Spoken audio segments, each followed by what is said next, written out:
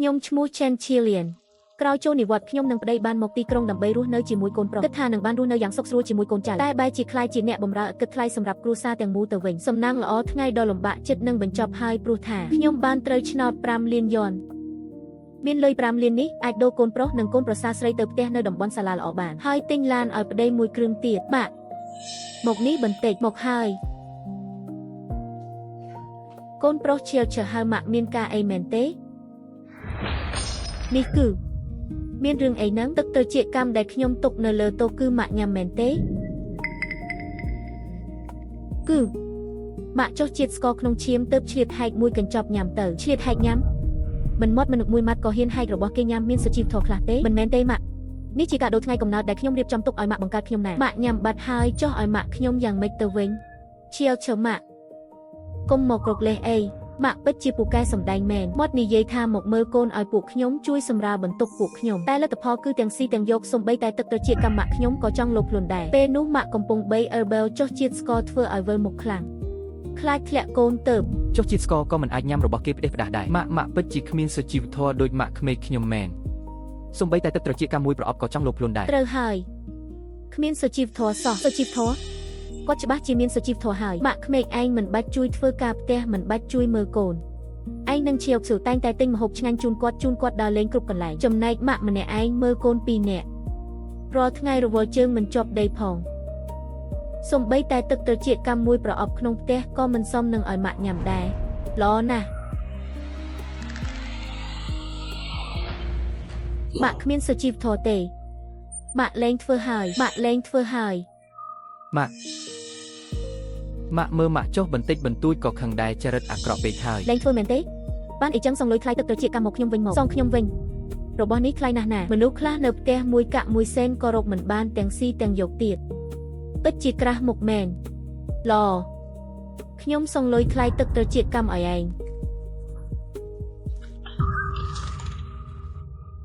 ម៉ាក់ឲ្យលុយខ្ញុំម៉ាក់បានលុយមកពីណាលុយម៉ាក់មិនមែនប្តីខ្ញុំឲ្យទេអីម៉ាក់ស៊ីរបស់ខ្ញុំនៅផ្ទះខ្ញុំប្រើរបស់ខ្ញុំនៅចង់ឲ្យលុយខ្ញុំទៀតម៉ាក់យកលុយខ្មោចយសែណាមានឯងកុំបារម្ភម៉ាក់មានលុយម៉ាក់ត្រូវរង្វាន់ធំទី1សន្លឹកឆ្នោតនេះប្តីបងមិនព្រមប្រដៅម៉ាក់បងខ្លះទេអីឈប់ទៅជាវឈូគ្រាន់តែទឹកត្រចៀកកម្មមួយប្រអប់សោះនឹងត្រូវហើយគ្រាន់តែទឹកត្រចៀកកម្មមួយប្រអប់សោះនឹងម៉ាក់លើកក្រោយប្រយ័ត្នបន្តិចទៅទឹកត្រចៀកកម្មនេះជាវឈពឹងមិត្តភក្តិទិញផ្ញើពីក្រៅប្រទេសឲ្យម៉ាក់ក្មេកបំពន់សុខភាពពិបាករកណាស់មិនក៏ម៉ាក់ចេះតែញ៉ាំផ្ដេសផ្ដាសបែបនេះម៉ាក់សុំទោសជាវឈូទៅរឿងនេះចាត់ទុកថាចប់ទៅម៉ាក់សុំទោសម៉ាក់ឆាប់សុំទោសទៅឯងរុញម៉ាក់ថែមទាំងឲ្យម៉ាក់ទៅសុំទោសនាងទៀតឯងរុញម៉ាក់ថែមទាំងឲ្យម៉ាក់ទៅសុំទោសនាងបើមិនអញ្ចឹងទេម៉ាក់មិនបាច់ទៅធ្វើការគ្រាន់តែជួយធ្វើការផ្ទះបន្តិចបន្តួចតាមមានរឿងច្រើនម្ល៉េះម៉ាក់ជាម៉ាក់បង្កើតរបស់ឯងណាទោះជាម៉ាក់ខ្ញុំក៏មិនអាចញ៉ាំទឹកត្រចៀកកម្មគេផ្ទះផ្ដាស់ដែរត្រូវហើយពួកយើងមិនឲ្យម៉ាក់ញ៉ាំទឹកត្រចៀកកម្មក៏ដើម្បីផលល្អរបស់ម៉ាក់ដែរបើមិនអញ្ចឹងទេចាំដល់ថ្ងៃណាមួយកើតលើឈាមឬទឹកនោមផ្អែមមិនត្រូវអង្វរពួកយើងឲ្យនាំទៅពេទ្យទេអីពិតមែនហើយញ៉ាំទឹកត្រចៀកកម្មស្អីដើម្បីគ្រួសារមួយនេះម៉ាក់ក្រោកពីព្រលឹមទៅយកមើលថែទាំកូនចៅការងារផ្ទះទាំងអស់ម៉ាក់ជាអ្នករ៉ាប់រងតាមបាយសូស្លុកក៏ម៉ាក់ជាអ្នកធ្វើទាំងអស់ប៉ុន្មានឆ្នាំមកនេះម៉ាក់ខំធ្វើច្រើនយ៉ាងនេះម៉ាក់សំបីតែទឹកត្រចៀកកម្មមួយប្រអប់ក៏មិនសមនឹងញ៉ាំដែរមែនទេម៉ាក់នៅចង់មកធ្វើទឹកមុខគួរឲ្យអាណទៀតយូពេញមិនមែនកូនប្រុសម៉ាក់ទេអីបែលនិងអឺបែលមិនមែនចៅប្រុសចៅស្រីម៉ាក់ទេអីម៉ាក់មិនអាចជួយគ្រប់គងអីដល់ខ្ញុំនិងយូពេញបានទេអ្វីគ្រប់យ៉ាងសុទ្ធតែពួកយើងខិតខំដោយខ្លួនឯងខ្ញុំមិនទាន់ទាំងអន់ចិត្តផងម៉ាក់មានសិទ្ធអីមកអន់ចិត្តជាចូលគុំយំអីណាមានរឿងអីមាត់ឡូឡាកំពុងនិយាយរឿងអីហ្នឹងគឺម៉ាក់លួចញ៉ាំទឹកត្រចៀកកម្មនៅរឹងក្បាលមិនព្រមទទួលខុសទៀតធ្វើឲ្យឈៀវឈយំហើយពុកមើលគាត់ចុះមិនមែនបែបហ្នឹងទេគឺខ្ញុំចុះជាតិស្ករយាយចាស់ហែងនេះចាស់ក្បាលចោលហើយនៅលុបខ្លួនទៀតឆាប់ទៅសុំទោសឈៀវឈភ្លាមខ្ញុំស្អីនៅមិនឆាប់សុំទោសទៀតតើពិតជាខ្ញុំខុសមែនឬលឿនឡើងម៉ាក់ឆាប់សុំទោសទៅឈៀវខឹម៉ាក់សុំទោសលើកក្រោយម៉ាក់មិនធ្វើបែបនេះទៀតទេលើកនេះឯងកុំខឹងអីណាម៉ាក់សុំទោសម៉ាក់ខុសហើយអត់ទោសឲ្យម៉ាក់ទៅណានៅមកសម្ដែងធ្វើគួរឲ្យអាណិតទៀតខ្ញុំមិនដែលឃើញម៉ាក់ក្មេកណាពូកែសម្ដែងដូចម៉ាក់ទេខ្ញុំចង់លេងលេះថ្ងៃនេះរស់នៅជាមួយគ្នាលេងបានហើយគេបោអឺបែលម៉ាក់នឹងលេងលេះជាមួយប៉ាអញនៅថ្ងៃស្អែកតោះទៅកុំអីម៉ាក់មើលម៉ាក់ចុះតាចាស់ឯង បិទមាត់ឯងភ្លាមសម័យនេះដណ្ដឹងកូនក្រមុំគេពិបាកបណ្ណាដឹងទេទាំងថ្លៃបណ្ណាការមាសពេជ្រថែមទាំងទិញឡានទិញផ្ទះទៀតទំនាក់ទំនងពួកវាល្អណាស់មិនក៏អញចេះតែមកបង្កភាពវឹកវរក្នុងផ្ទះមិនឈប់បែបនេះខ្ញុំមិនមែនបានហើយយាយចាស់ឯងនេះមិនក៏ចរិតអាក្រក់យ៉ាងនេះឯងកំពុងរស់ក្នុងសុភមង្គលតែមិនចេះដឹងគុណមនុស្សគ្រប់គ្នាក្នុងផ្ទះត្រូវចេញទៅធ្វើការសំបីតែខ្ញុំក៏ត្រូវទៅយាមទ្វារដែរមានតែឯងម្នាក់ឯងនៅផ្ទះស្រួលប៉ុណ្ណាហើយមិនដឹងខ្លួនទេអីសរុបមកបើគ្រួសារសុខសាន្តអ្វីក៏រីកចម្រើនឯងកុំមករករឿងទៀតខ្ញុំដឹងហើយគ្រួសារសុខសាន្តអ្វីក៏រីកចម្រើនទឹកត្រចៀកកម្មញ៉ាំមិនបានក៏រៀបចំស្ករស្តុកខ្លះពេលចុះជាតិស្ករញ៉ាំប៉ុន្មានម៉ាត់ទៅបានហើយយាយមានរឿងអីកូនខ្ញុំស្រេកទឹកមកញ៉ាំទឹកទៅខ្ញុំមិនចង់ញ៉ាំទឹកនេះទេខ្ញុំចង់ញ៉ាំទឹកផ្លែឈើភេសជ្ជៈញ៉ាំច្រើនមិនល្អទេកូនខ្ញុំចង់ញ៉ាំទឹកផ្លែឈើកែបែវឯងភ្ញាក់អឺបែវហើយខ្ញុំចង់ញ៉ាំទឹកផ្លែឈើទឹកផ្លែឈើទឹកផ្លែឈើកុំយំអីណាយាយទៅយកឲ្យឥឡូវហើយចៅអង្គុយស្ងៀមកុំកម្រើកណាចាំយាយទៅរើសកំតិចកែវចប់ហើយជាតិស្ករចុះមកទៀតហើយទឹកត្រចៀកកម្មនេះទឹកត្រចៀកកម្មដែលខ្ញុំទុកនៅលើតូគឺម៉ាក់ញ៉ាំមែនទេញ៉ាំរបស់នេះមិនបានទេយេបែលជួយយាយយកស្ករគ្រាប់បន្តិចនៅក្នុងថតផ្ទះបាយយេបែលយាយស្ករគ្រាប់ផ្ទះបាយស្ករគ្រាប់របស់ខ្ញុំមិនក៏คล้ายជាបែបនេះស្ករគ្រាប់អស់ហើយយាយស្ករគ្រាប់ទីបំផុតបានធូរស្រាលវិញហើយលើកនេះអរគុណអឺបែវខ្លាំងណាស់ឃ្លានពោះហើយមែនទេអឺបែវចេញទៅមុនទៅចាំយាយធ្វើម្ហូបឆ្ងាញ់ឲ្យញ៉ាំស្ករគ្រាប់ក្នុងថតទៅបាត់ទៅណាកាមេរ៉ាសុវត្ថិភាពឲ្យខ្ញុំមើលបន្តិចមើលយាយចាស់ងាប់ស្ដីទៅស៊ីសម្រាមទៅខ្ញុំលះបង់ដើម្បីនាងអស់ពីចិត្តពីថ្លើមហេតុអីនាងធ្វើដាក់ខ្ញុំបែបនេះអាឡូឈៀវសិនចិត្តរៀបការហើយណាឈៀវសិនចិត្តរៀបការហើយមែនទេត្រូវហើយបងស្រីត្រឡប់មកវិញទេមួយប្រុសខ្ញុំរៀបការខ្ញុំច្បាស់ជាទៅហើយមិនអាចឆ្លោះគ្នាទៀតទេឆ្លៀតពេលមានការរីករាយនេះខ្ញុំត្រឡប់ទៅប៉ុន្មានថ្ងៃដើម្បីឲ្យអារម្មណ៍ស្ងប់សិននៅមានសัญลักษณ์ឆ្នោតទៀតខ្ញុំយកសัญลักษณ์ឆ្នោតទៅដូររង្វាន់ឈៀវច្បាស់ជាសប្បាយចិត្តក្រោយមកក៏លែងឆ្លោះគ្នាទៀតហើយឈៀវញ៉ាំផ្លែឈើទៅផ្លែឈើស្រស់ទេពេលកាត់បានលាងដៃអត់ស្រស់តើបានលាងដៃហើយឈៀវក្មួយប្រុសម៉ាក់រៀបការម៉ាក់គិតថានឹងត្រឡប់ទៅចូលរួមមង្គលការព្រឹកស្អែកចេញដំណើរពីថ្ងៃទៀតនឹងមកវិញតាមធម្មតាម៉ាក់គួរតែត្រឡប់ទៅចូលរួមមែនព្រោះជាក្មួយប្រុសម៉ាក់តើត្រូវហើយឈៀវប៉ុន្តែបើម៉ាក់ទៅបាត់តើនរណាមើល Double Abel សំខាន់គឺម៉ាក់បានសន្យាជាមួយប្អូនស្រីទី2ហើយឈៀវប៉ុន្មានថ្ងៃនេះឯងពិបាកបន្តិចទៅណាខ្ញុំប្រាប់ហើយមិនអោយទៅដាច់ខាតមិនបានទេឈៀវម៉ាក់សន្យានឹងប្អូនទី2ហើយមិនទៅមិនកើតទេត្រូវហើយសัญลักษณ์ឆ្នោត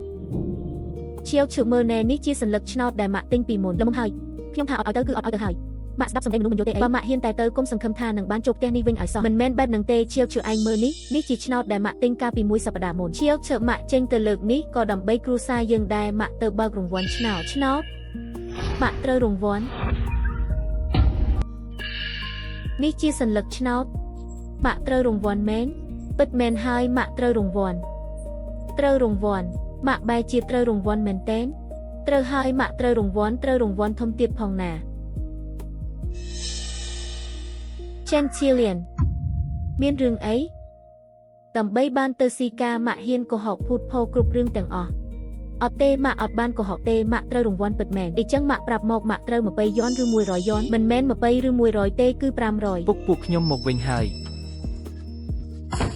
យាយចាស់ឆាប់ទៅដាំបាយទៅឃ្លានស្លាប់ហើយយូពេញពុកមើលណែ Chantillion ថាគាត់ត្រូវឆ្នោតស្អីគេត្រូវឆ្នោតត្រូវហើយត្រូវ500ណាអត់មិនមែន500ទេការពិតគឺម៉ាក់ត្រូវ500ធ្វើស្អីបានសំបីតែទិញស្បែកជើងស្អាតមួយគូក៏មិនបានផងឈៀវគុំធ្វើឲ្យខូចសัญลักษณ์ឆ្នោតស្អីខ្ញុំមើលទៅម៉ាក់គ្រាន់តែខ្ជិលប៉ុណ្ណោះម៉ាក់គ្រាន់តែចង់រកលេសទៅស៊ីការម៉ាក់ចង់បោះបង់គ្រួសារនេះចោលមិនខ្វល់មែនទេអត់ទេម៉ាក់មិនមែនទេម្យ៉ាងទៀតម៉ាក់បានលុយមកពីណាទិញឆ្នោតម៉ាក់លួចលុយក្នុងផ្ទះមែនទេអត់ទេម៉ាក់ប្រើលុយផ្ទាល់ខ្លួនរបស់ម៉ាក់ទិញតើយាយចាស់អត់ការងារធ្វើដូចម៉ាក់បានលុយផ្ទាល់ខ្លួនមកពីណាឈៀវរឿងទាំងនេះទុកមួយឡែកសិនទៅសัญลักษณ์ឆ្នោតនេះសំខាន់ណាស់កុំធ្វើឲ្យខូចឲ្យម៉ាក់មកវិញមកឲ្យម៉ាក់សុំទោសផងអស់ហើយឯ anh đăng tê thả vây để anh tớpแต่ให้จอมบันមិនជាស្អីអ្វីដែលខ្ញុំឲ្យគឺការយកសពទាំងថ្ងៃរបស់ម៉ាក់នឹងណានៅគិតថាយាយចាស់ដូចម៉ាក់អាចត្រូវរង្វាន់ធំទៀតបើម៉ាក់ត្រូវរង្វាន់ធំមែនឲ្យខ្ញុំលុតជង្គង់លាងជើងឲ្យម៉ាក់រាល់ថ្ងៃក៏បានដែរ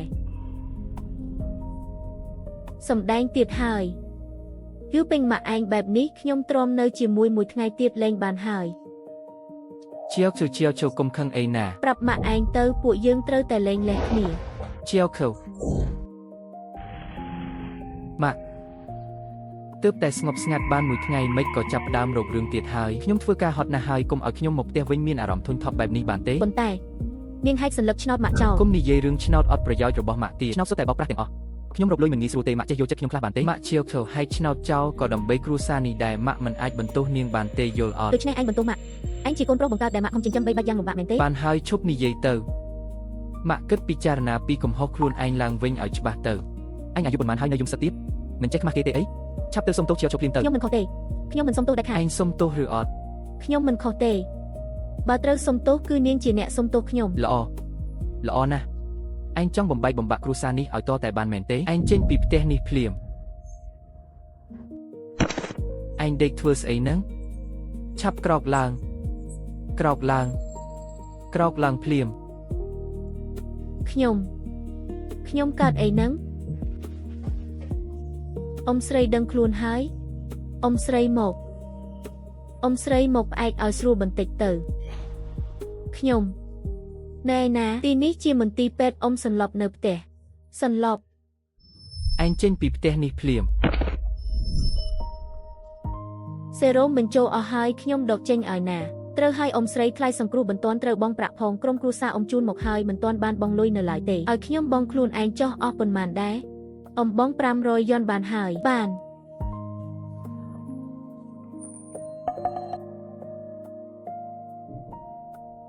ខ្ញុំទូរស័ព្ទទៅឲ្យគ្រួសារខ្ញុំជួយផ្ទេរលុយឲ្យបន្តិច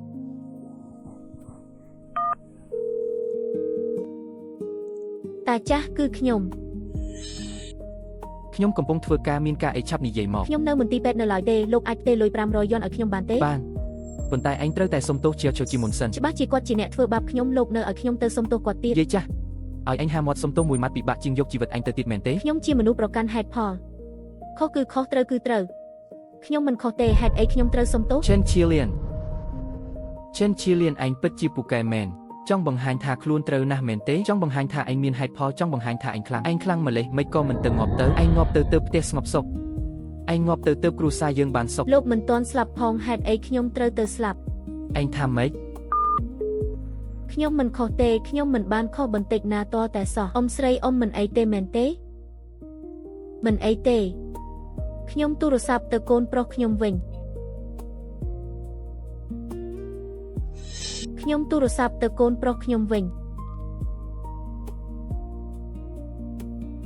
ម៉ាក់មានការអីម៉ាក់នៅមន្ទីរពេទ្យត្រូវបង់ថ្លៃសង្គ្រោះបន្ទាន់កូនអាចផ្ទេរលុយឲ្យម៉ាក់បានទេបង់លុយអស់ប៉ុន្មាន500យ៉នហ៎បានខ្ញុំនឹងម៉ាក់500យ៉នម៉ាក់មិនអាចចេញខ្លួនឯងសិនទេអីតែម៉ាក់គ្មានលុយពិតមែនទើបមករកខ្ចីកូនបើកូនគ្មាន500ទេ300ក៏បានដែរ300ជាវខអូនមើលត្រឹម300តា3រៀលក៏មិនឲ្យដែរម៉ាក់ខ្ញុំគ្មានលុយពិតមែនថាកែមកដល់ហើយខ្ញុំមិននិយាយទៀតទេខ្ញុំបាត់ហើយត្រឹមតែ300យ៉នសោះហេតុអីមិនឲ្យខ្ញុំផ្ទេរឲ្យគាត់ម៉ាក់ឯងកំពុងសម្ដែងធ្វើគួរឲ្យអាណិតណាដំបងថា500មិនបានក៏ថា300នេះមិនមែនកំពុងស្ទាបស្ទង់ចិត្តពួកយើងទេអីបើបងឲ្យមែននោះនឹងមិនចេះចប់មិនចេះហើយទេយ៉ាងណាក៏នៅមន្ទីរពេទ្យប្រហែលជាគាត់ខ្វះលុយមែនទែនក៏ថាបានបងល្ងងមែនពួកយើងឲ្យគាត់2000យ៉នរាល់ខែក្រៅពីទិញម្ហូបបង់ថ្លៃទឹកភ្លើងថ្លៃគ្រប់គ្រងគំនិតលោភលន់របស់គាត់រាល់ខែច្បាស់ជាសល់500យ៉នតើអាចខ្វះលុយបន្តិចបន្តួចនេះយ៉ាងមិនកើតត្រូវហើយជាវខអូននិយាយត្រូវបងមិនមែនថានឹងទិញកងដៃមាសធំមួយឲ្យម៉ាក់ខ្ញុំទេអីអំបញ្ញមិញខ្ញុំទើបតែមើលកងដៃមួយបញ្ចុះតម្លៃសល់ត្រឹមតែ50000យ៉នប៉ុណ្ណោះបានទិញកងដៃមាសក្មួយស្រីសុំទោសផងធ្វើឲ្យក្មួយឃើញរឿងគួរឲ្យអស់សំណើចហើយមិនអីទេអ៊ំស្រីអ៊ំកុំពិបាកចិត្តអីខ្ញុំមិនដឹងថាខ្លួនឯងបានសាងបាបកម្មអីទេប្តីនឹងកូនប្រុសបែរជាធ្វើដាក់ខ្ញុំបែបនេះខាងមន្ទីរពេទ្យមានមូលនិធិសង្គ្រោះបន្ទាន់ខ្ញុំអាចជួយអ៊ំស្នើសុំបានមិនអីទេល្អណាស់អរគុណក្មួយស្រីខ្លាំងណាស់ចាំពេលអ៊ំមានលុយអ៊ំនឹងសងក្មួយវិញជាមិនខាននេះជារឿងដែលត្រូវជួយតើអ៊ំនិយាយទៅប្រហែលជាក្មួយមិនជឿទេការពិតអ៊ំបានត្រូវរង្វាន់ធំទី1នៃឆ្នោតគួរឲ្យស្ដាយត្រូវបានគេហែកចោលបាត់ទៅហើយហែករហែកមិនអីទេឲ្យតែសัญลักษณ์ឆ្នោតនៅមានគឺនៅតែអាចយកទៅដូររង្វាន់បានសัญลักษณ์ឆ្នោតដែលរហែក នៅតែអាចដូររង្វាន់បានចាសអីចឹងអ៊ំមានលុយហើយក្មួយស្រីអរគុណក្មួយខ្លាំងណាស់អ៊ំស្រីអ៊ំធ្វើស្អីហ្នឹងអ៊ំសម្រាប់ឲ្យស្រួលបួរទៅថ្លៃសង្គ្រោះបន្ទាន់ខ្ញុំជួយស្នើសុំមូលនិធិសិនចាំពេលអ៊ំជាសះស្បើយទៅបើកប្រាក់រង្វាន់ឆ្នោតរួចចាំយកលុយមកសងវិញក៏បានតាមក្មួយទាំងអស់ចុះអ៊ំសម្រាប់ឲ្យស្រួលបួរណាខ្ញុំទៅធ្វើការសិនហើយប្តីដែលរស់នៅជាមួយគ្នារាប់សិបឆ្នាំកូនប្រុសដែលចិញ្ចឹមបីបាច់ជាង20ឆ្នាំបែរជាមិនស្មើនឹងមនុស្សចម្លែកម្នាក់សោះពេលនេះខ្ញុំទៅបើកប្រាក់រង្វាន់ឆ្នោតទេចាំបន្តិចសិនចាំមើលសិនប្រហែលជាពួកគេនឹងមកសួរសុខទុក្ខខ្ញុំក៏ថាបាន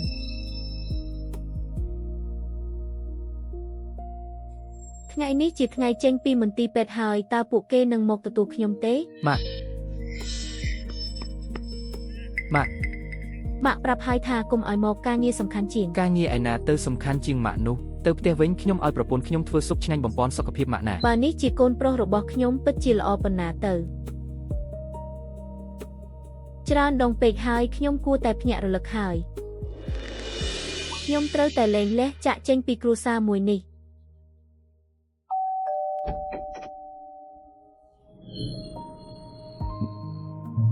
ម៉ាក់ចេញពីពេទ្យហើយម៉ាក់ជាវជូនៅខឹងម៉ាក់នៅឡើយទេឬមួយម៉ាក់ទៅនៅខាងក្រៅ2 3ថ្ងៃសិនទៅខ្ញុំទើបតែលួងជាវជូបានមិនអាចធ្វើឲ្យនាងខឹងទៀតទេម៉ាក់កាន់លុយនេះទៅជួលបន្ទប់នៅខាងក្រៅសិនទៅគុំនៅកន្លែងថ្លៃពេកមួយយប់30យន់បានហើយខ្ញុំរកលុយមិនងាយស្រួលទេមិនបាច់ទេម៉ាក់នៅក្នុងដៃម៉ាក់ពិតជាមានលុយមែនចឹងម៉ាក់ចាយលុយខ្លួនឯងទៅថ្ងៃមុខខ្ញុំលែងទៅផ្ទះវិញហើយថាម៉េចទៅថ្ងៃមុខខ្ញុំលែងទៅផ្ទះវិញហើយម៉ាក់មានន័យថាម៉េចហ្នឹងម៉ាក់ដេកពេទ្យអស់3ថ្ងៃហេតុអ្វីបានជាពួកឯងមិនមករឿងនេះ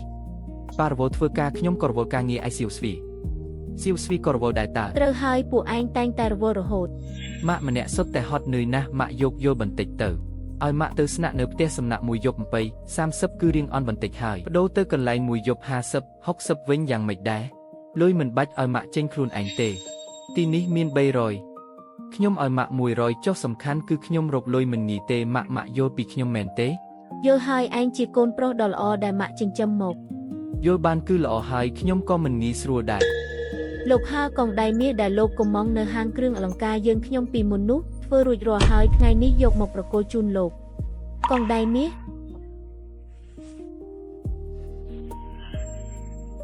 កងដៃនេះតម្លៃប៉ុន្មានដែរ50,000ដោយសារតែនេះជាការកំងពិសេសនៅលើនោះថែមទាំងមានឆ្លាក់អក្សរជូនពរអ្នកម្ដាយលីនមានសុខភាពល្អនិងអាយុយឺនយូរទៀតផងអ្នកម្ដាយលីនតាមពិតគឺទិញជូនម្ដាយក្មេកសោះឆាប់ចេញទៅនេះឬដែលថារកលុយមិនងាយស្រួលរបស់ឯងនោះម៉ាក់ខ្ញុំធ្វើគ្រប់យ៉ាងដើម្បីម៉ាក់ទេណាគឺម៉ាក់ធ្វើឲ្យសៀវស្វីខឹងតើខ្ញុំមិនត្រូវលួងលោមនាងទេត្រូវហើយម៉ាក់ខុសត្រង់ដែលមិនបានប្រដៅឯងឲ្យល្អ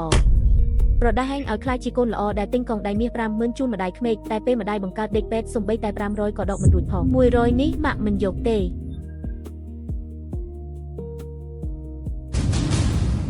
ខ្ញុំប្រាប់ហើយតើគឺខ្ញុំចង់លួងសៀវស្វីទើបទិញកងដៃមាសឲ្យម្ដាយក្មេកសៀវស្វីមិនមែនម៉ាក់ធ្វើឲ្យខឹងទេហ្គីខ្ញុំធ្វើគ្រប់យ៉ាងក៏ដើម្បីគ្រួសារនេះដែរម៉ាក់កុំមករករឿងផ្ដេសផ្ដាសបានទេអញ្ចឹងម៉ាក់ចាក់ចេញពីផ្ទះនេះទៅម៉ាក់មកគឺដើម្បីរកប៉ាឯងសុំលែងលះគ្នាថាម៉េចម៉ាក់ចង់លេងញ៉េម៉ាក់ចង់លេងញ៉េត្រូវហើយខ្ញុំចង់លេងលះម៉ាក់ចិត្ត60ឆ្នាំហើយលេងលះហើយតើអាចទៅណាបាននរណាឲ្យម៉ាក់ស៊ីនរណាឲ្យម៉ាក់ផឹកពេលម៉ាក់ឈឺតើនរណាមើលថែម៉ាក់ខ្ញុំអាចមើលថែខ្លួនឯងបានប៉ុន្មានថ្ងៃដែលដេកពេទ្យមិនមែនខ្ញុំនៅម្នាក់ឯងទេ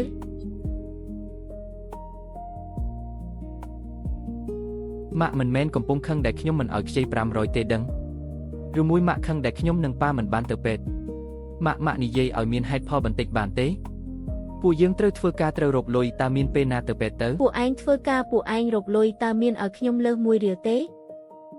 លុយមាត់ម៉ាក់គិតតែពីរឿងលុយម៉ាក់កុំអាត្មានិយមពេកបានទេត្រូវហើយខ្ញុំអាត្មានិយម ខ្ញុំខំប្រឹងចិញ្ចឹមពួកឯងទាំងលំបាកជួយមើលកូនបម្រើបាយទឹកពួកឯងខ្ញុំចូលពេទ្យចេញពីពេទ្យគ្មានមនុស្សណាម្នាក់មកមើលខ្ញុំទេគ្មានមនុស្សណាម្នាក់សួរខ្ញុំសំបីមួយម៉ាត់ថាមានលុយគ្រប់អត់សុខភាពយ៉ាងម៉េចគឺពឹងលើខ្ញុំម្នាក់ឯងទាំងអស់ខ្ញុំពិតជាអាត្មានិយមខ្លាំងណាស់ ម៉ាក់ចាប់ផ្ដើមទៀតហើយ ឯងច្បាស់ជាកូនបង្កើតរបស់ខ្ញុំតែក្នុងចិត្តគិតតែពីទិញទឹកមាត់ទៅជាកាមទិញកងដៃមាសឲ្យម្ដាយក្មេកឯងរីឯខ្ញុំជាម្ដាយបង្កើតក្នុងមាត់ឯងបែរជាអាត្មានិយមទៅវិញអញ្ចឹងខ្ញុំសូមអាត្មានិយមម្ដងចុះចាប់ពីថ្ងៃនេះទៅឯងចាត់ទុកថាគ្មានម្ដាយដូចខ្ញុំនេះទៅថយចេញខ្ញុំត្រូវទៅរកប៉ែង ប៉ាមិននៅផ្ទះទេ អញ្ចឹងឯងជួយប្រាប់គាត់ជំនួសខ្ញុំផងខ្ញុំចង់លែងលះ ម៉ាក់នឹងស្ដាយក្រោយ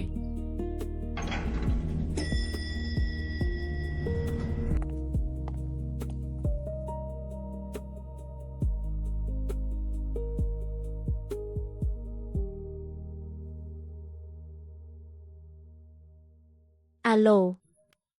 កូនប្រុសប្រាប់ថាឯងចង់រករឿងលែងលះ ត្រូវហើយ ឈិនស៊ីវលៀនឯងចេះខ្មាស់គេអត់ហ្នឹងមនុស្សស្រីចាស់អាយុ60ឆ្នាំឯងគិតថាក្រៅពីខ្ញុំនៅមានប្រុសណាគេយកឯងទៀតកុំរករឿងទៀតឆាប់ត្រឡប់មកវិញភ្លាម មិនទៅវិញទេ ល្អអញ្ចឹងឯងកុំត្រឡប់មកវិញរហូតទៅខ្ញុំប្រាប់ឯងឲ្យដឹងប្រុសកាន់តែចាស់កាន់តែមានហាងឆេងឥឡូវខ្ញុំទៅតែ60ជាងសុខភាពមមួនថែមទាំងមានការងារធ្វើបើលែងលះគ្នាមនុស្សស្រីចង់រត់មករកខ្ញុំគឺច្រើនណាស់ អញ្ចឹងលែងលះគ្នាទៅអ្នកណាមិនលែងអ្នកនោះជាចៅ មីស្រីឈួតឯងគិតថាលែងលះពីខ្ញុំហើយឯងអាចបានសុខមែនទេ ពួកលោកវ័យក៏មិនតូចដែរតើប្រកាសចិត្តថានឹងលែងលះគ្នាហើយឬ មើលមុខខ្ញុំធ្វើអីគឺគាត់ចង់រករឿងលែងលះតើ ដូច្នេះលោកមិនដាច់ចិត្តលែងលះជាមួយខ្ញុំមែនទេ មិននឹងអាចទៅរួចខ្ញុំចង់លែងលះជាមួយឯងស្ទើរតែមិនទាន់ទៅហើយយ៉ាងណាក៏ខ្ញុំមានលុយមានការងារកូនប្រុសកូនប្រសាក៏តញោគ្មានមេស្រីចាស់រករឿងគ្រួសារដូចឯងជីវិតមិនដឹងជាស្រួលប៉ុណ្ណាទេ អ្នកក៏ឃើញហើយពួកយើងសុទ្ធតែចង់លែងលះចាស់យល់ហើយរយៈពេលគិតពិចារណាមួយខែក្រោយមកចាំមកទទួលសម្បត្តិលែងលះ ឯងរឹងក្បាលទៅចាំពេលឯងនៅខាងក្រៅជួបការលំបាកឆ្អែតហើយគង់តែយំរត់មកផ្ទះអង្វរខ្ញុំទេ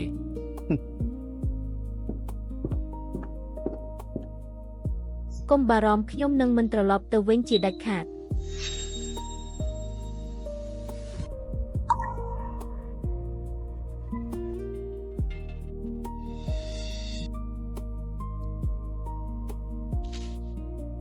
មិនក៏ធំក្លិនខ្ទឹមសម្លេះហារភីងបងចិត្តផ្លែឈើយ៉ាងម៉េចហ្នឹង សៀវស្វីបងកំពុងធ្វើម្ហូបអូននិយាយអីបងស្ដាប់មិនសូវឬទេ គួរឲ្យខ្ពើមណាស់ម៉ាក់អាអូនពីគួរឲ្យធុញណាស់កូនមិនចង់មើលវាទេឯងយំខ្ញុំក៏យំដែរធុញណាស់ធុញខ្លាំងណាស់ហារភីងបងចេញមកភ្លាមមក មានរឿងអីមានរឿងអី ឆាប់ទៅមើលកូនប្រុសកូនស្រីរបស់បងទៅរំខានស្លាប់ហើយ កុំយំអីឆាប់ឡើងឈប់យំទាំងអស់គ្នាទៅមានរឿងអីហ្នឹង ប៉ាដឹងតែពីចុចទូរស័ព្ទផ្ទះញ៉ៃយ៉ាងនេះ ខ្ញុំ ខោអាវប្រឡាក់ច្រើនយ៉ាងនេះប៉ាធ្វើដូចមិនឃើញអញ្ចឹងមែនទេឆាប់យកខោអាវទៅបោកទៅឆាប់ឡើងឈប់ផ្លឹកធ្វើអីតើមានចាស់ផ្ទះណាដូចជាប៉ាទេបាយល្ងាចមិនធ្វើខោអាវមិនបោកកូនក៏មិនជួយមើលខ្ញុំពិតជាសី8ជាតិហើយទើបបានមករៀបការចូលក្នុងគ្រួសារតកូលហោរបស់ពួកឯងនេះ ខ្ញុំជាចាស់ទុំឲ្យឯងនិយាយស្ដីយ៉ាងម៉េចហ្នឹងឯងហ៊ាននិយាយម្ដងទៀតមើលប៉ាទ្រាំបន្តិចទៅគ្រួសារចុះសម្រងទៅគ្រប់យ៉ាងចម្រើនតោះពួកយើងទៅបោកខោអាវប៉ាទ្រាំបន្តិចទៅណានេះត្រូវទ្រាំដល់ពេលណាទៀតប្រពន្ធថៃមិនធ្វើការងារសំបីតែបន្តិចថែមទាំងឲ្យខ្ញុំចេញពីធ្វើការមកជួយរៀបចំឲ្យនាងទៀតខ្ញុំហត់ស្ទើរស្លាប់ហើយប៉ាធ្វើការគឺអង្គុយយាមទ្វារតើហត់អីដែរឯងខ្ញុំលែងខ្វល់ហើយអញទៅតាមម៉ាក់ឯងមកវិញឲ្យគាត់មកធ្វើចិត្តនឹងលែងលះគ្នាហើយម៉ាក់នៅត្រឡប់មកវិញទៀតឬប្រកាសហើយនៅក្នុងដៃម៉ាក់ឯងមានលុយប៉ុន្មានទៅចាំពេលគាត់អស់លុយពីដៃគង់តែអូសក្បាលត្រឡប់មកផ្ទះវិញទេខ្ញុំគ្រាន់តែខ្លាចមិនបាច់ខ្លាចទេតើគាត់ពិតជាហ៊ានបោះបង់ប្តីបោះបង់កូនមែនទេលើកនេះត្រូវតែឲ្យគាត់ស្គាល់ការលំបាកនៅខាងក្រៅខ្លះទុកជាមេរៀនឲ្យគាត់ប៉ាខ្ញុំ ហារភីងមហូបខ្លោចហើយ មកហើយ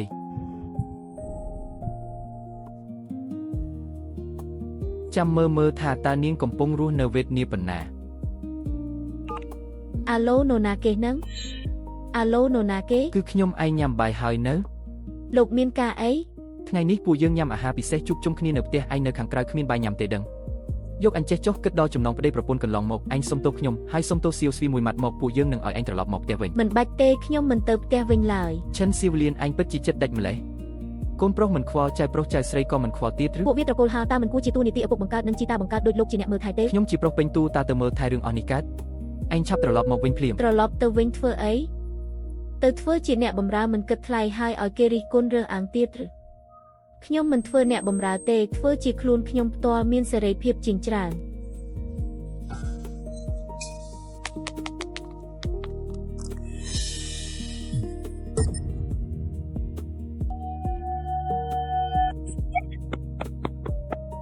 លោកមិនអីទេមែនទេលោកដឹងខ្លួនឡើងមិនស្រួលទេសន្លប់បាត់ហើយថ្នាំត្រូវហើយថ្នាំចប់ហើយមនុស្សនៅសន្លប់ថ្នាំលេបមិនចូលតតែសោះសុំសួរមានអ្នកណាមានទឹកទេ មានខ្ញុំមាន ឯងមិនខ្លាចគេបោកបញ្ឆោតទាលុយទេ អាហា កុំបារម្ភគ្មានអ្នកណាបោកទាលុយលោកទេបើមានរឿងអីខ្ញុំជាអ្នកទទួលខុសត្រូវឆាប់ឡើងឆាប់លេបថ្នាំទៅ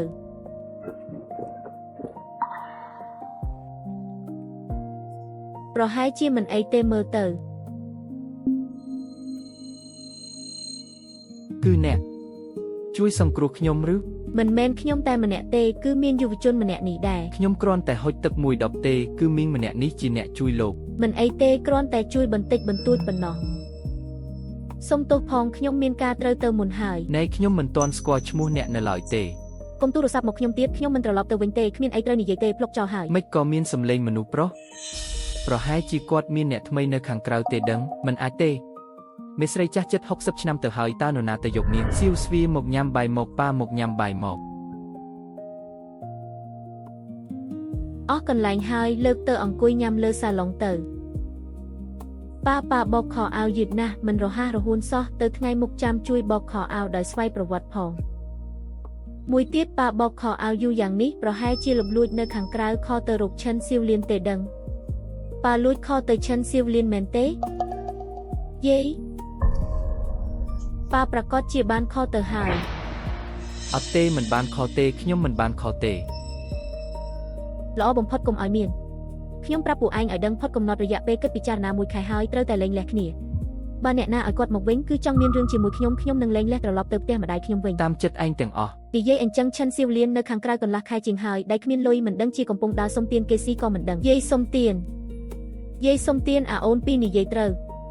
សង្ឃឹមថាដល់ថ្ងៃទទួលសម្បត្តិលែងលះគាត់គុំយំមកអង្វរពួកយើងទៅបានហើយនេះជាសម្បត្តិលែងលះរបស់ពួកលោកសូមទុកដាក់ឲ្យបានល្អ មីស្រីចាស់គំរោះឯងចង់លេងលេះជាមួយខ្ញុំពិតមែនឬ ពិតប្រាកដណាស់ លេងចាប់ពីថ្ងៃនេះទៅពួកយើងគ្មានពាក់ព័ន្ធគ្នាទៀតទេទៅថ្ងៃមុខឯងកុំមករកខ្ញុំឲ្យសោះប៉ាលេងរួចហើយមែនទេលេងហើយ ល្អណាស់ហារភីងលេងលះហើយពួកគាត់លេងលះគ្នាហើយជួបគ្នាដោយល្អបែកគ្នាដោយស្រួលខ្ញុំទៅហើយចាំបន្តិចសិន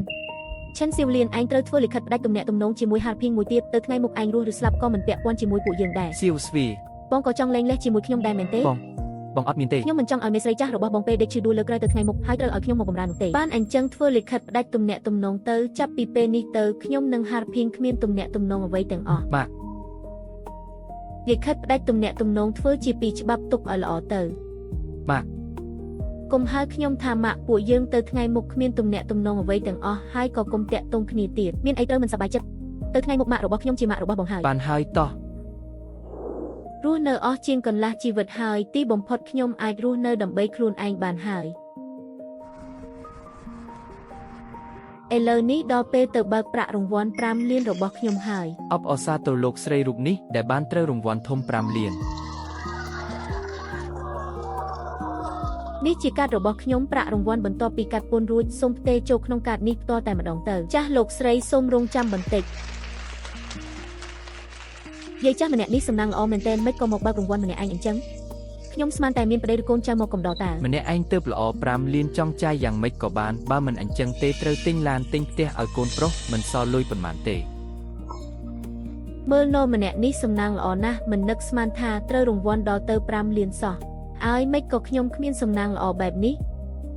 ប្រសិនបើពួកយើងត្រូវ5លានមិនដឹងជាល្អយ៉ាងណាទេ នេះមិនមែន ប៉ាកំពុងធ្វើអីហ្នឹង ឯងមើលនៅម្នាក់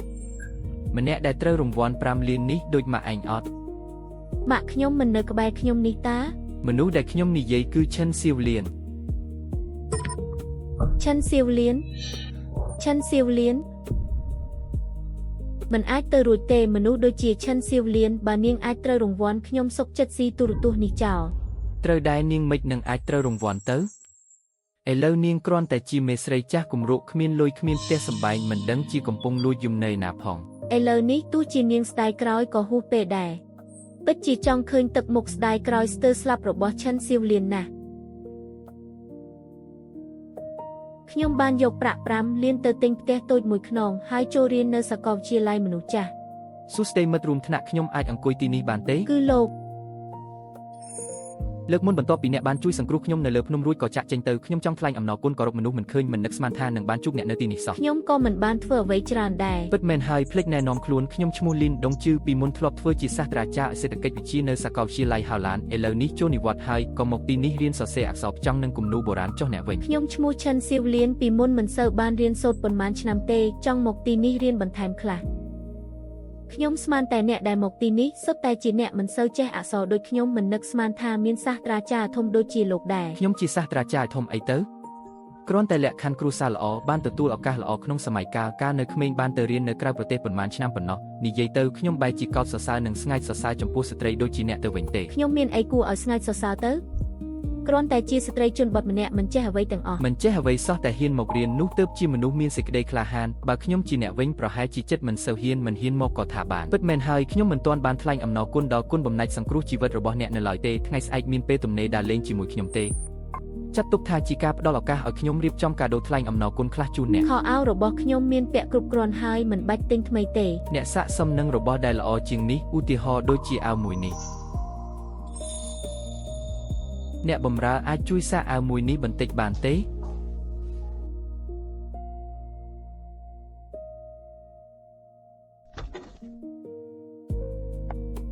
វ័យប៉ុណ្ណេះហើយប្រហែលជាមិនស័ក្តិសមនឹងស្លៀកពាក់បែបនេះទេដឹង អត់ទេសាកសំណាស់ស្រស់ស្អាតណាស់សៀវលៀនអ្នករៀបចំខ្លួនបែបនេះមើលទៅមានអំណាចនិងថ្លៃថ្នូរខ្លាំងណាស់ គ្រាន់តែថ្លៃពេកប៉ុណ្ណោះ ស្អាតគឺបានហើយអ្នកសាកសមនឹងអ្វីដែលល្អជាងនេះជឿខ្ញុំទៅ អញ្ចឹងយកមួយនេះចុះ យកមួយនេះហើយពួកយើងពាក់បែបនេះទៅគិតលុយតែម្ដងទៅ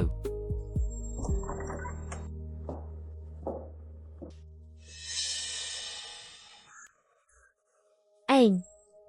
ងគឺឈិនសៀវលៀន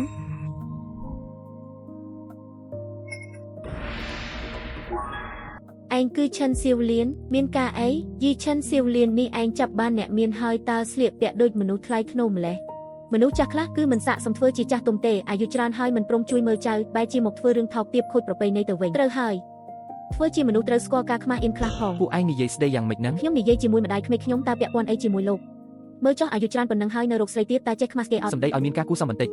បើហ៊ានប្រមាថខ្ញុំនឹងមិត្តខ្ញុំម្ដងទៀតខ្ញុំនឹងមិនលើកលែងឲ្យទេ ឯងខ្លួនឯងជាអ្នកតង់អ្នកមានមេស្រីចាស់អាយុ60ឆ្នាំលាបសក់ទិញខោអាវពាក់មាសពាក់ប្រាក់មុខឯងខ្លួនឯងក៏កុំបន្ទោសដែលខ្ញុំប្រមាថខ្ញុំនេះគឺស្មោះត្រង់ពេកធ្វើរឿងអាម៉ាស់បែបនេះមិនកើតទេតែអ្នកឯងដែលឥតកេតខ្មាស់កូនប្រុសមិនខ្វល់ចៅមិនមើលគិតតែដើរសប្បាយខ្លួនឯងនៅខាងក្រៅ ល្មមហើយហេតុអីបានជាអ្នកឯងចេះតែមួលបង្កាច់គេបែបនេះ យ៉ាងម៉េចខ្ញុំនិយាយការពិតលោកជាមនុស្សប្រុសម្នាក់ចង់វាយខ្ញុំមែនទេដងជឿកុំខឹងអីសំដែងពូកែសំដែងមែនខ្ញុំប្តឹងប៉ូលីសហើយឈិនស៊ីវលៀនអ្នកឯងពិតជាពីស្ពូលមែនហ៊ានទាំងប្តឹងប៉ូលីសចាប់កូនប្រសារខ្លួនឯងទៀតគឺអតីតកូនប្រសារដែលផ្ដាច់ទំនាក់ទំនងហើយ មានរឿងអ្វីកើតឡើង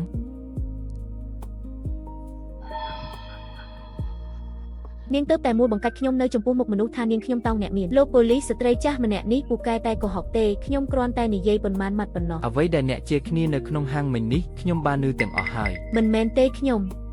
នេះជាការប្រមាថកេរ្តិ៍ឈ្មោះអ្នកដទៃនិងបង្កចលាចលដល់សណ្ដាប់ធ្នាប់សាធារណៈដឹងទេលើកនេះគ្រាន់តែជាកំហុសលើកដំបូងបើសិនជាម្ខាងទៀតអត់អន់ឲ្យគឺអាចទៅរួច ខ្ញុំត្រូវបានគេចោទប្រកាន់ទាំងខុស ប្រញាប់សុំទោសទៅ សុំទោសលីនសៀលើកនេះខ្ញុំអាចអភ័យទោសឲ្យឯងតែគ្មានលើកក្រោយទៀតទេមិនយូរមិនឆាប់ថ្ងៃណាមួយឯងមុខជាយំអង្វរពួកយើងវិញមិនខាន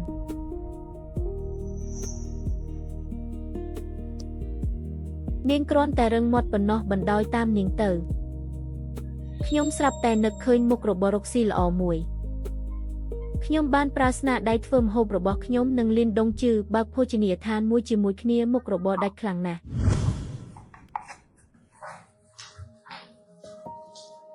ពូភីងថ្លៃចំណាយប្រចាំខែនេះដល់ពេលត្រូវឲ្យហើយមែនទេម៉ែកន្លែងធ្វើការខ្ញុំពេលនេះរកស៊ីមិនសូវកាក់កប់ទេជីវិតខ្ញុំពិតជាកំសត់ណាស់អាយុច្រើនហើយត្រូវមើលកូនប្រសាក៏មិនព្រមឲ្យលុយទៀតជីវិតខ្ញុំពិតជាកំសត់ណាស់អាយុច្រើនហើយត្រូវមើលកូនប្រសាក៏មិនព្រមឲ្យលុយទៀត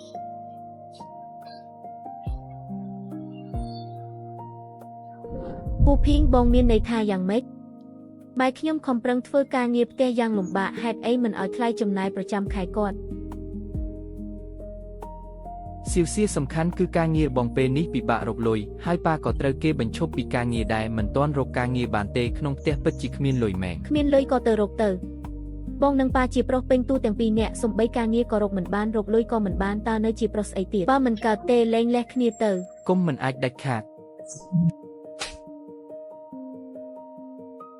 ចុះឈិនស៊ីវលៀនអាយុជាង60ឆ្នាំទៅហើយនៅខាងក្រៅនៅតែស៊ីចាយហឺហាបានចុះហេតុអីពួកឯងរកលុយមិនបានសំបីតែបន្តិចពិតជាអត់ប្រយោជន៍មែន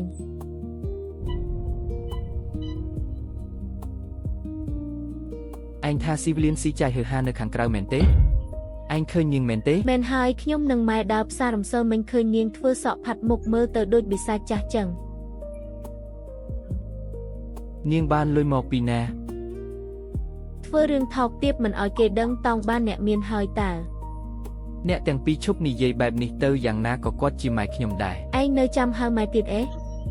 ឈិនស៊ីវលៀនគេមិនទទួលស្គាល់ឯងជាកូនប្រុសផងឈប់ទៅ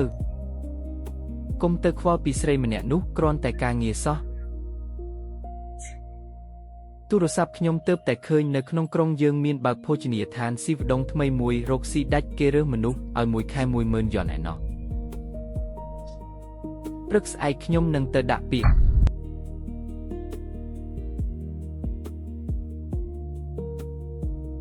ចិនតា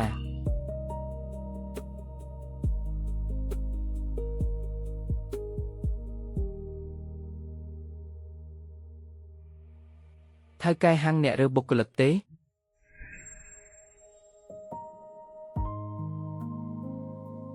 ខ្ញុំឃើញអ្នកបង្ហោះរើបុគ្គលិកតាមអនឡាញទើបចង់មកដាក់ពាក្យលោកអាយុប៉ុន្មានហើយ60រូបរាងលោកហាក់ដូចជាមិនសូវសមទេទោះបីខ្ញុំចាស់បន្តិចមែនតែសុខភាពខ្ញុំរឹងមាំអ្វីក៏ធ្វើកើតដែរឈិនស៊ីវលៀន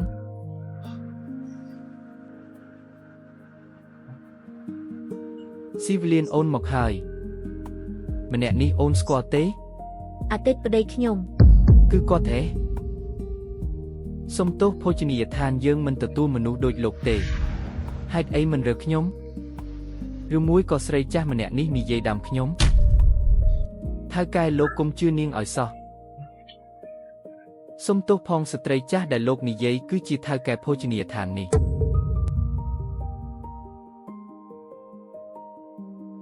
ភោជនីយដ្ឋានស៊ីវដុងគឺស៊ីវរបស់ឈិនស៊ីវលៀនថាម៉េច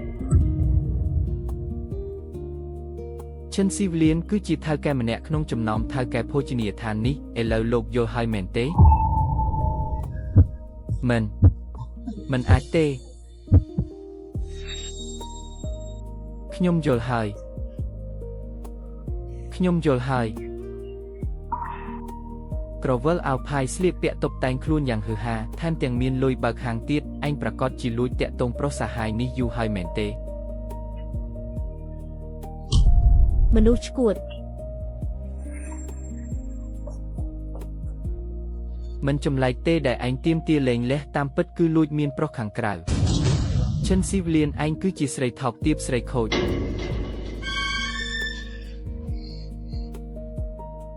លោកមកបង្ករឿងស្អីខ្ញុំនិងស៊ីវលៀនគ្រាន់តែជាមិត្តរួមថ្នាក់ប៉ុណ្ណោះស្អាតស្អំទាំងអស់នាងរស់នៅជាមួយលោកជិតមួយជីវិតហេតុអីលោកហ៊ាននិយាយពីអាក្រក់ស្ដាប់បែបនេះដាក់នាងអញជេស្រីចង្រៃម្នាក់នេះហ៊ានលួចមានប្រុសក្បត់ក្រោយខ្នងឯងឆាប់ចេញពីទីនេះភ្លាមបើមិនអញ្ចឹងខ្ញុំនឹងប្តឹងប៉ូលីសឥឡូវនេះ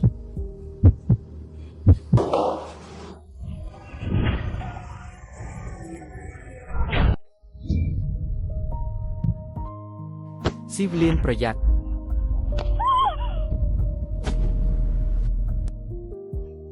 តុងជីវតុងជីវដងជឺលោកដឹងខ្លួនឡើង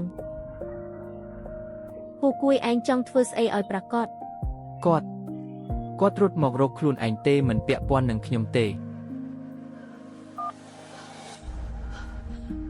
អាឡូខ្ញុំត្រូវការឡានសង្គ្រោះបន្ទាន់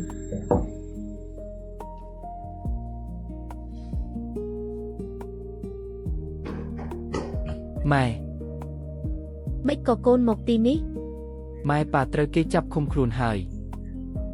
សុំមុខគាត់ហើយ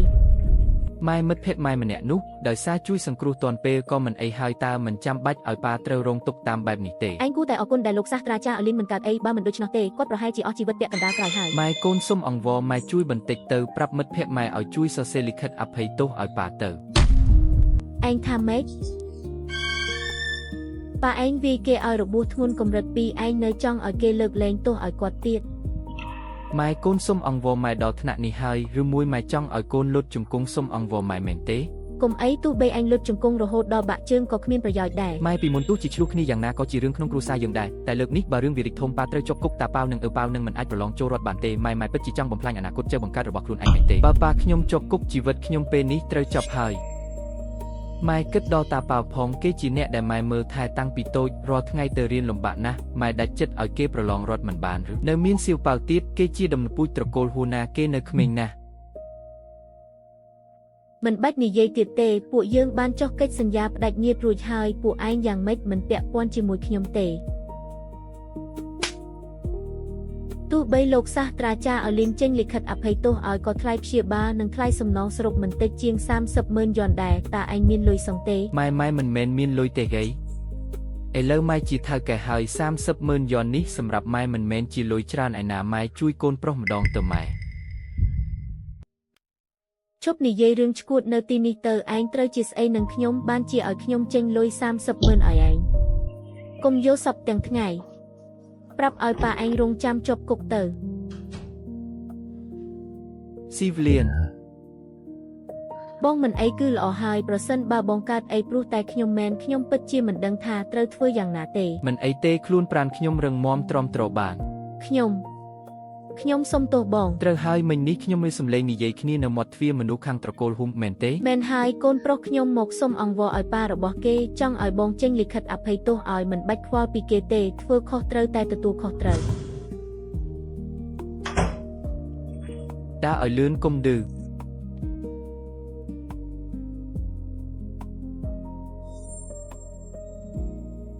បងទៅតែចេញពីពេទ្យបាន 3 ថ្ងៃទេមិនបាច់មកហាងក៏បាន ខ្ញុំខ្លាចអូនហត់ម្នាក់ឯង ហត់ស្អីទៅការងារដែលខ្ញុំធ្លាប់ធ្វើពីមុនច្រើនជាងពេលនេះឆ្ងាយណាស់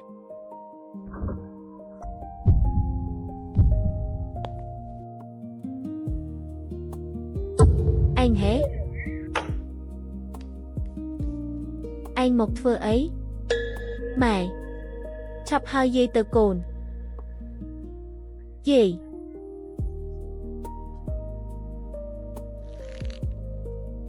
កុំមករំខានខ្ញុំទៀតប្រយ័ត្នខ្ញុំប្តឹងប៉ូលីសម៉ែខ្ញុំដឹងខុសហើយពីមុនមកដោយសារខ្ញុំនៅក្មេងមិនដឹងរឿងម៉ែកុំប្រកាន់ទោសខ្ញុំអីបានទេទៅថ្ងៃមុខខ្ញុំលែងឆ្លោះជាមួយម៉ែទៀតហើយតាប៉ាវនិងឪប៉ាវនឹកម៉ែខ្លាំងណាស់សុំអង្វរម៉ែត្រឡប់ទៅផ្ទះជាមួយពួកយើងវិញទៅណាយីក្មេងគ្មានទោសបីអីទេឯងមកតាមរកខ្ញុំពេលនេះគ្រាន់តែដឹងថាខ្ញុំមានលុយចង់ឲ្យខ្ញុំត្រឡប់ទៅធ្វើជាគោជាសេះបំរើពួកឯងបន្តទៀតមែនទេម៉ែខ្ញុំដឹងថាក្នុងចិត្តម៉ែមានកំហឹងម៉ែវាយខ្ញុំជាខ្ញុំយ៉ាងម៉េចក៏បានដែរឲ្យតែម៉ែបាត់ខឹងតតែខ្ញុំមើលកូនខ្លួនឯងទើបដឹងថាការមើលកូនវាលំបាកប៉ុណ្ណារាល់ថ្ងៃបាយក៏ញ៉ាំមិនទាន់មិនដែលបានគេងលក់ស្រួលមួយយប់ទេកាលពីមុនដែលរស់នៅស្រួលបែបនេះគឺដោយសារម៉ែបានលះបង់គ្រប់យ៉ាងសម្រាប់គ្រួសារតូចរបស់យើងពេលនេះខ្ញុំយល់យ៉ាងច្បាស់ពីការលំបាកក្នុងការមើលកូនហើយតាប៉ាវនិងឪប៉ាវសុទ្ធតែជាឈាមជ័ររបស់ត្រកូលហួណាបើម៉ែមិនយល់មុខព្រះក៏យល់មុខលោកដែរមើលទៅលើមុខក្មេងទាំងពីរនាក់នេះសុំអង្វរម៉ែទៅផ្ទះជាមួយខ្ញុំវិញទៅបានទេតាប៉ាវឪប៉ាវឆាប់ជួយម៉ែសុំអង្វរយាយទៅកូនយាយសុំយាយត្រឡប់មកវិញមកតាប៉ាវនឹកយាយណាស់យាយកុំទៅចោល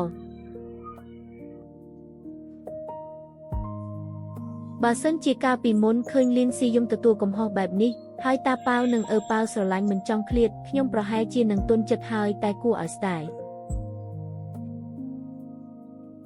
ខ្ញុំមិនមែនត្រកូលហ៊ូទេកូនដែលឯងបង្កើតមកខ្លួនឯងមិនពាក់ព័ន្ធជាមួយខ្ញុំឡើយ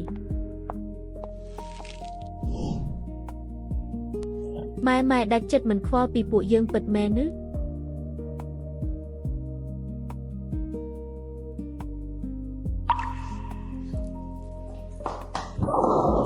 ឈិនស៊ីវលៀនថ្ងៃនេះអញនឹងមិនឲ្យឯងរកស៊ីកើតទេ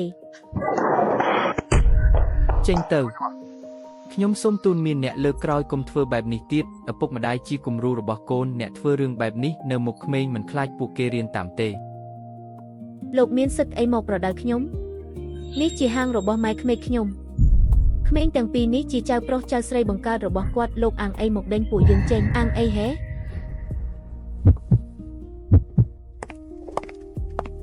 អាំងហាងនេះខ្ញុំក៏មានភាគហ៊ុន1ភាគ3ដែរខ្ញុំក៏ជាថៅកែឯង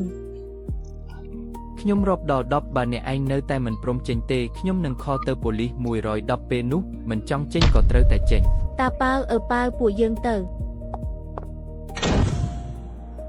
ម៉ែខ្ញុំបាននាំតាប៉ាវនិងប៉ាវទៅរកស្រីចាស់នោះហើយយ៉ាងម៉េចហើយម៉ែក្មេកឯងថាម៉េចខ្លះគុំនិយាយអីចិត្តនាងរឹងណាស់ខ្ញុំលុតជង្គង់អង្វរក៏នាងមិនព្រមដែរក៏មិនមែនគ្មានវិធីផ្សេងដែរគឺអាស្រ័យលើឯងជាម្ដាយចិត្តដាច់បានកម្រិតណានាងចិត្តដាច់បានហេតុអីខ្ញុំធ្វើមិនបានខ្ញុំចង់ដឹងណាស់ថានាងពិតជាចិត្តដាច់មិនយកសំបីតែសាច់ឈាមបង្កើតមែនឬអត់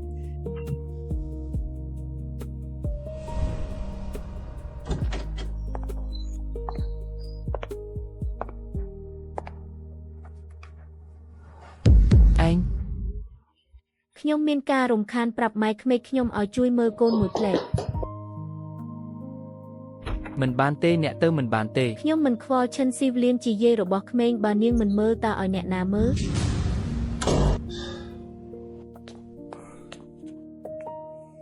ក្មេងទាំងពីរអ្នកនេះត្រូវធ្វើយ៉ាងម៉េចទៅ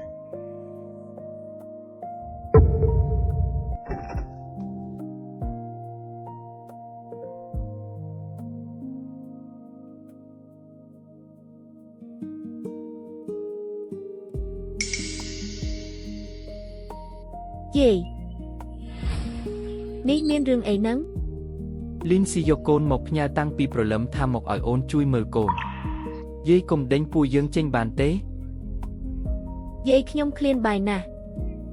ក្មេងទាំងពីរនៅតូចណាស់អូនពិតជាមិនអាចបណ្ដោយឲ្យពួកគេនៅចោលបានទេប៉ុន្តែបើអូនទទួលយកក្មេងទាំងពីរនេះពិតមែនអតីតកូនប្រសារអូនប្រកាសជាបានដៃមិនខាន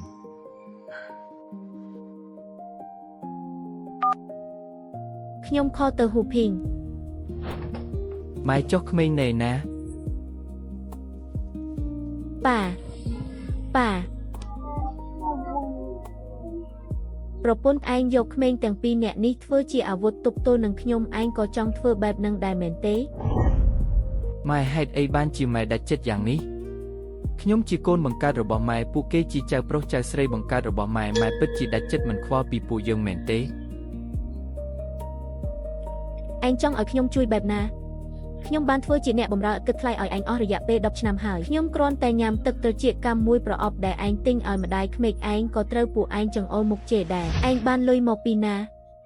លុយឯងមិនមែនប្តីខ្ញុំជាអ្នកឲ្យទេឆ្នាំទំពាក៏មិនអាចស៊ីរបស់គេដែរមីចាស់នេះចាស់ក្បាលហើយនៅឃ្លានទៀតឆាប់សុំទោសស៊ីវស៊ីភ្លាម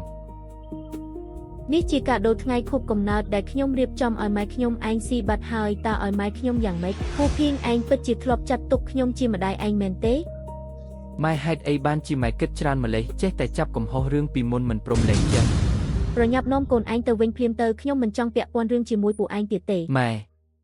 ឲ្យពួកគេទៅចុះថ្ងៃនេះបិទទ្វារមុនម៉ោងបាត់អ្នកស្រីឈិនណែពួកឯងធ្វើស្អីហ្នឹងម៉ែធ្វើបែបនេះមិនបានទេម៉ែលែងខ្ញុំដឹងថាហ៊ូភីងនឹងមិនអស់ចិត្តទេតែខ្ញុំនឹងមិនទន់ចិត្តទៀតឡើយម្ដាយគ្រប់រូបសុទ្ធតែស្រឡាញ់កូនខ្លួនឯងតែចិត្តកូនវិញមិនប្រកាសថាស្រឡាញ់ម្ដាយរបស់ខ្លួនឯងនោះទេ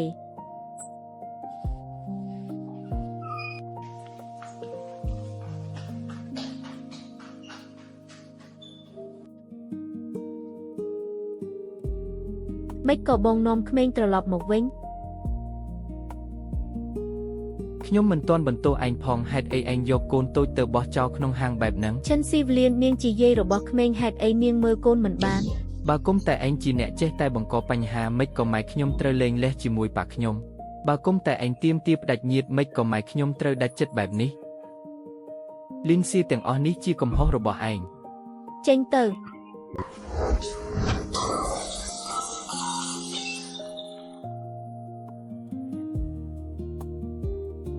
ឯងបន្ទោសខ្ញុំពេលខ្ញុំនិយាយរឿងហ្នឹងមិនក៏ឯងមិនជំទាស់តើមិនមែនជាការសម្រេចចិត្តរបស់គ្រួសារយើងទាំងមូលទេហ៎ហេតុអីមកបន្ទោសតែខ្ញុំ ចុះឥឡូវធ្វើយ៉ាងម៉េចម៉ាក់មិនព្រមត្រឡប់មកវិញហើយក៏មិនព្រមឲ្យលុយទៀតតើខ្ញុំមានវិធីអីពឹងលើការដឹកអីវ៉ាន់ឥឡូវនេះមួយខែរកបានប៉ុន្មានទៅ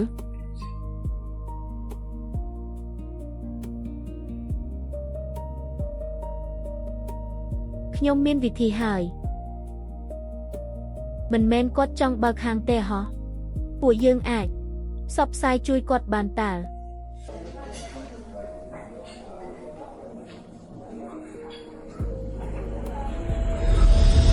Vivo ហើយ Civilian ឆាប់មើលណែ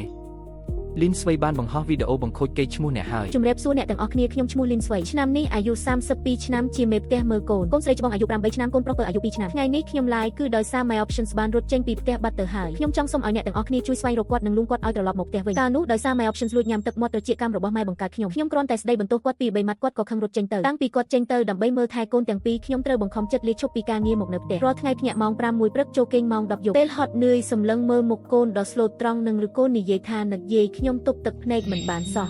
ម៉ាក់ក្មេកខ្ញុំមិនដឹងថាម៉ាក់នឹងបានឃើញវីដេអូនេះរត់ទេខ្ញុំគ្រាន់តែសង្ឃឹមថាម៉ាក់អាចយល់ដល់មុខសៅហើយលើកលែងទោសឲ្យខ្ញុំម្ដងទៅត្រឡប់មកផ្ទះវិញមកម៉ាក់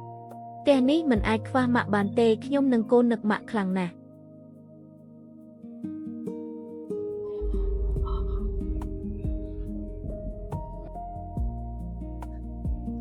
នាងមិនក៏នាងចេះនិយាយភូតកុហកបែបនេះ Civilian កុំគិតរឿងទាំងនេះច្រើនអីខ្ញុំដឹងថាលីនស្វ័យកំពុងកុហក សូមសួរតើចង់ញ៉ាំអីដែរអាហេឯងជា My Options ចិត្តអាក្រក់ក្នុងវីដេអូនោះមែនទេអីយ៉យមនុស្សបែបនេះនៅហ៊ានចេញមកបើកខាងទៀតគួរឲ្យខ្ពើមមែនពួកយើងឆាប់ទៅ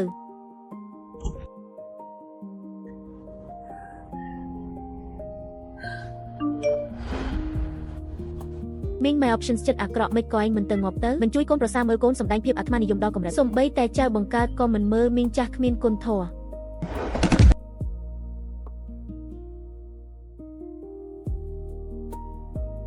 តងជឿ Civilian អ្នកមិនអីទេគឺល្អហើយពាក្យសម្ដីលើអ៊ីនធឺណិតគ្រាន់តែជាការនិយាយតាមគ្នាប៉ុណ្ណោះជាហ្វុងមនុស្សមិនដឹងខ្យល់អីអ្នកកុំគិតពីរឿងទាំងនោះអីគ្រាន់តែបិទទូរស័ព្ទចេញទៅដើរលេង2 3ថ្ងៃរឿងរ៉ាវនឹងកន្លងផុតទៅយ៉ាងលឿន Civilian អ្នកឃ្លានហើយមែនទេខ្ញុំទៅយកអីឲ្យអ្នកញ៉ាំ ចាំសិនខ្ញុំទ្រាំរងទុកមួយជីវិតហើយលើកនេះខ្ញុំមិនចង់ទ្រាំទៀតទេខ្ញុំចង់តាំងជាមួយពួកគេ ល្អខ្ញុំនៅក្បែរអ្នក អរគុណសំណាងហើយដែលមានអ្នកបើគុំតែមានអ្នកខ្ញុំមិនដឹងថាឥឡូវនេះត្រូវធ្វើយ៉ាងម៉េចទេ គឺខ្ញុំទេដែលត្រូវនិយាយពីអរគុណភាពក្លាហានចិត្តល្អនិងភាពរឹងមាំរបស់អ្នកទោះបីត្រូវគេកប់ចោលយូរប៉ុណ្ណាក៏ដោយក៏នៅតែអាចបញ្ចេញពន្លឺបានដែរទើបខ្ញុំនិយាយថាការបានជួយមនុស្សក្លាហាននិងចិត្តល្អដូចជាអ្នកគឺជាកិត្តិយសរបស់ខ្ញុំកុំខ្លាចអីអ្វីនឹងប្រសើរឡើងវិញតាមពិតទៅដើម្បីលាងជម្រះភាពស្អាតស្អំឲ្យខ្លួនឯងសំខាន់បំផុតគឺភស្តុតាង Civilian អ្នកមានភស្តុតាងទេខ្ញុំឆាន់ Civilian និយាយថាម៉ាក់ចូលពេទ្យមែនទេខ្ញុំទូនមានឲ្យម៉ាក់ឆាប់ត្រឡប់មកវិញល្អជាងយ៉ាងណាក៏ពួកយើងជាគ្រួសារតែមួយដែរឲ្យតែម៉ាក់ព្រមត្រឡប់មកវិញខ្ញុំអាចបកស្រាយលើអ៊ីនធឺណិតឲ្យម៉ាក់បានត្រឡប់ទៅវិញមែនហើយត្រឡប់មកជួយពួកយើងមើលកូនក្រៅពីនេះហាងនោះត្រូវតែផ្ទេរមកជាឈ្មោះខ្ញុំនិង Harping ម៉ាក់អាយុ60ឆ្នាំហើយនៅចង់បើកហាងអីទៀតចុងក្រោយមិនត្រូវឲ្យក្មេងដូចពួកខ្ញុំជាអ្នកគ្រប់គ្រងទេហ៎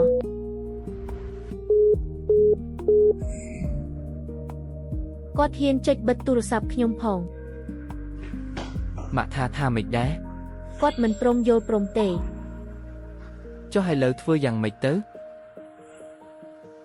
ចាំមើលទៅ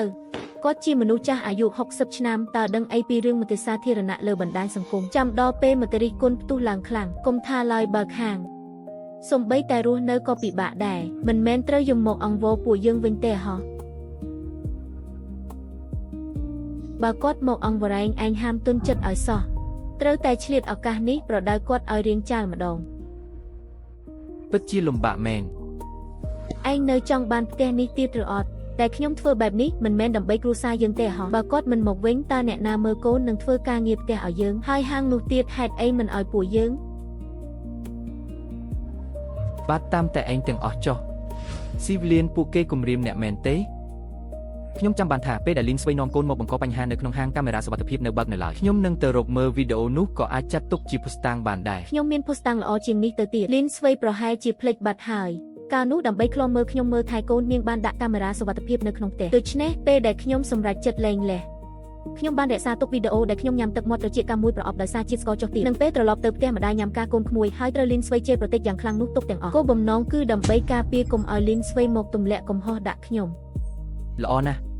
មានវីដេអូហើយអ្នកនឹងអាចលីងជំរាបភាពស្អាតសមបានមិនត្រឹមតែប៉ុណ្្នឹងទេការដែលនាងឲ្យហារភីងផ្ដាច់ទំនាក់ទំនងជាមួយខ្ញុំក៏បានថតសម្លេងពួកគេទុកដែរនឹកស្មានមិនដល់ថាថ្ងៃនេះពិតជាបានប្រើមែនចៃដន្យណាស់ខ្ញុំមានកាន់នៃ live ផ្ទាល់មួយបង្ហោះវីដេអូកាមេរ៉ាសុវត្ថិភាពនិងសម្លេងថតដែលអ្នកនិយាយនោះចេញទៅសិនបន្ទាប់មកអ្នកបើក live បកស្រាយរឿងរ៉ាវតាំងពីដើមដល់ចប់ម្ដងទៀតយល់ព្រមស៊ីវលៀនអាចចាប់ផ្ដើមបានហើយ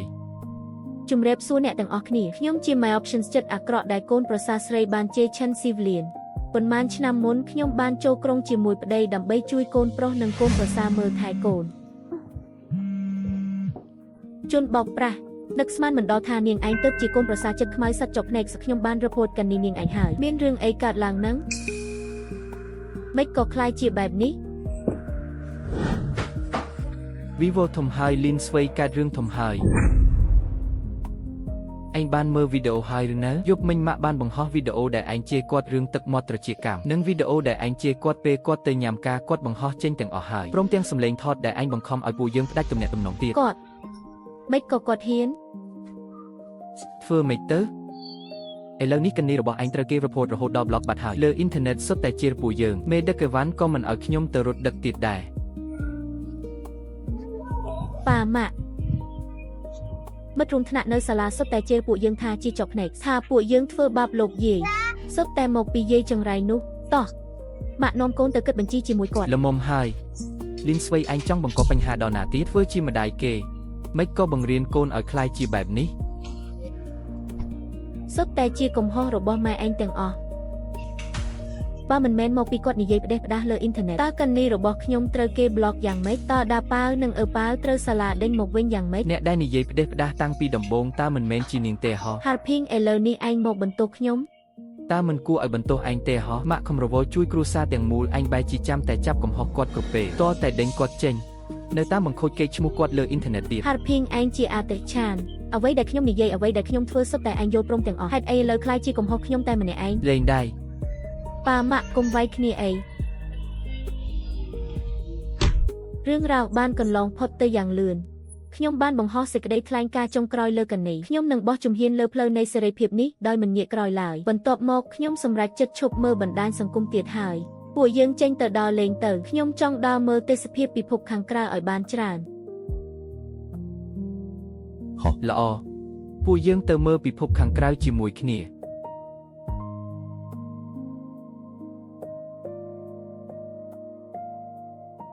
មួយឆ្នាំក្រោយមកទើបខ្ញុំត្រឡប់មកទីនេះម្ដងទៀតតោះពួកយើងទៅញ៉ាំតែមួយកែវជាមួយគ្នាស៊ីវលៀនអ្នកមើលទៅក្មេងជាងមុនច្រើនណាស់មែនហើយអាយុ60ឆ្នាំជាវ័យដែលត្រូវចាប់ផ្ដើមជីវិតថ្មីតើ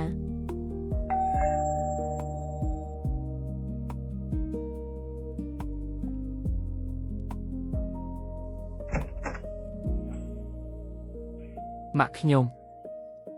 ឯងមកធ្វើអីដែរម៉ាក់ប៉ាកើតជំងឺមហារីកនៅក្នុងពន្ធនាគារចិត្តទ្រាំលែងបានហើយខ្ញុំចង់នាំដាប៉ាវនិងអឺប៉ាវទៅជួបគាត់ជាលើកចុងក្រោយខ្ញុំដឹងថាម៉ាក់មិនចង់ជួបពួកយើងទៀតទេតែខ្ញុំនៅតែត្រូវមកប្រាប់ម៉ាក់មួយម៉ាត់ រឿងកាលពីឆ្នាំមុនលីនស្វ័យបានលេងលេះជាមួយខ្ញុំហើយខ្ញុំធ្វើការងារបណ្ដោះអាសន្នចិញ្ចឹមកូន2នាក់តែម្នាក់ឯងទើបដឹងថាពីមុនម៉ាក់ពិបាកវេទនាប៉ុណ្ណាលះបង់ដើម្បីខ្ញុំច្រើនប៉ុណ្ណា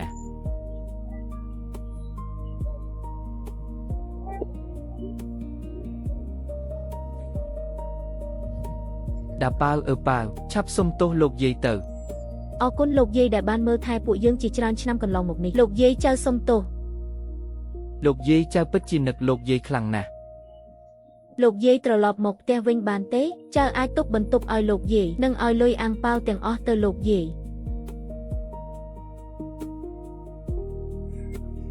តាប៉ាវល្អណាស់លោកយាយជាមនុស្សពេញវ័យហើយលោកយាយមានជីវិតផ្ទាល់ខ្លួនកូនមិនអាចបង្ខំឲ្យលោកយាយទៅកំដរកូនបានទេ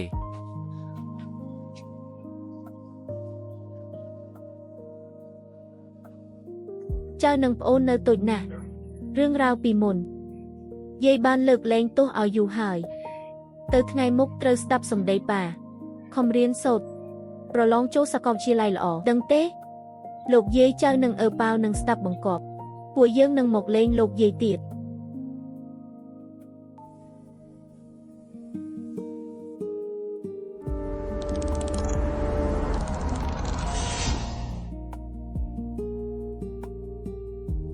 ស៊ីវលៀនឆាប់មើលទៅខាងនោះមើលល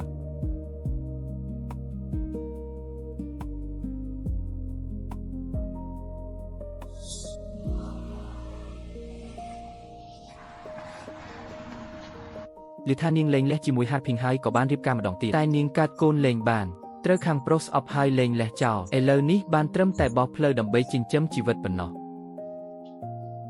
ក្រោកឡើងមករឿងអតីតកាលឲ្យវាកន្លងផុតទៅចុះទោះជាយ៉ាងណាក៏ត្រូវរស់នៅឲ្យបានល្អដែរខ្ញុំសុំទោសមិនអីទេទៅថ្ងៃមុខចូលចងចាំថាត្រូវធ្វើអំពើល្អនិងធ្វើជាមនុស្សល្អសូមឲ្យពួកយើងទាំងអស់គ្នាប្រព្រឹត្តចំពោះអ្នកដទៃដោយចិត្តសប្បុរសរស់នៅប្រកបដោយភាពទន់ភ្លន់មួយជីវិតសុខសាន្តជួបតែសេចក្តីស្ងប់រៀងរាល់ឆ្នាំ